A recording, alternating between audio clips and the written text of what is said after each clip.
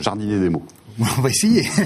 Alors on peut être solide comme un chêne, souple comme un roseau, droit comme un cyprès, courbe comme le pommier, tenace comme le platane. On peut être mal fagoté, prendre racine, être l'arbre qui cache la forêt, avoir un coup de bambou, s'accrocher aux branches, ou pire encore, sentir le sapin. Vous voyez, les références à certains arbres ne manquent pas pour qualifier la santé de l'homme. Il faut dire que l'arbre est le compagnon de l'humain, du berceau jusqu'au cercueil, point de rencontre entre ciel et terre. Des générations d'hommes naissent et disparaissent pendant sa vie. L'arbre, c'est la durée devant l'éphémère, le stable devant le passager. L'arbre est donc le référent de l'homme. Alors quand tout va pour le mieux, quand on est heureux au pied de son arbre, on dira que l'on se porte comme un charme. Se porter comme un charme, c'est l'expression du jour. Mais alors d'où vient-elle et pourquoi le charme ? Comparé au chêne, le charme n'a pas spécialement des caractéristiques de puissance, de résistance. L'expression n'aurait-elle aucun rapport avec l'arbre ? Rien n'est moins sûr. Voici 3 explications vraies de vraies, à peine inventées. À vous de retrouver la véritable origine. C'est la partie interactive de cette chronique. Première explication. Se porter comme un charme. En fait, en botanique, on dit que le pouvoir calorifique du charme est parmi les plus élevés des espèces d'arbres européennes. Son charbon de bois était très apprécié dans les forges. D'autre part, dans la tradition celtique, le charme était utilisé pour construire des chars et des chariots. Et il était considéré comme un arbre sûr et utile. Se porter comme un charme signifiait donc être en bonne santé et en pleine forme. Deuxième explication. Charmes, 5200 habitants. C'est une commune, chef-lieu de canton, dans le département des Vosges, en Lorraine. Après avoir subi de multiples déboires, cette ville renaît à la fin du XVe siècle et devient célèbre pour ses drapiers et ses tanneurs. Se porter comme charme est d'abord une expression vosgienne qui signifie avoir une ville florissante. Et puis elle va changer, se métamorphoser et devenir se porter comme un charme et être étendue à tout le territoire. Dernière explication, on doit cette expression à la pratique de la magie blanche, magie utilisée pour faire le bien par opposition à la pratique de la magie noire. Et le nom charme vient du latin carmen, qui signifie sortilège ou enchantement. Ainsi, une personne se portant comme un charme pouvait avoir reçu de bons sortilèges qui lui permettaient d'être toujours en bonne santé. Voilà l'expression.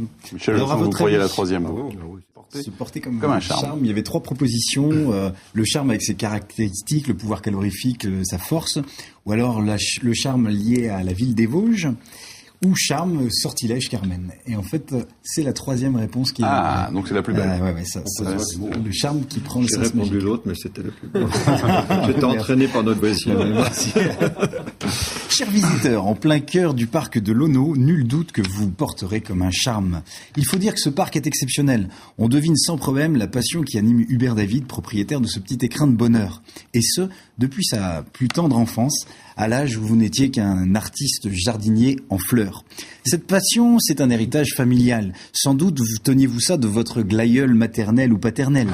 Déjà petit, on vous imagine en robe de chanvre le matin, petit genêt, vous mangiez la chicorée, la crème de bruyère, chlorophage et chlorophylle, puis en doux de la feuille, dans la cabane du bêcheur au fond du jardin, vous mettiez vos rêves en pot, les mains au cumin, vous fouilliez dans le fenouil à la recherche de l'orme sœur. Un tantinet provocateur. Vous aimiez charrier dans les bégonias, pousser mémé dans les orties, faire le plus de buis possible. Pas question de vous opérer des végétations. Adolescent, vous avez mis les bouchées doubles. Votre passion ne s'est pas éteinte. Absinthe vierge, pavot de famille, kiff-kiff et pois chiche, ciboulettes de shit et charbacane, mirabelle de nuit, il persille et signe et devient diplômé des beaux arbres. Depuis, vous n'avez eu de cesse d'entretenir, d'embellir, d'embourgeonner ce parc d'année en année. Vous en avez fait un bio-jardin où on y parle anglais, première langue. Dans une interview à Ouest France en juin 2009, vous disiez « Ce que j'aime, c'est l'ouverture vers l'extérieur, vers les êtres.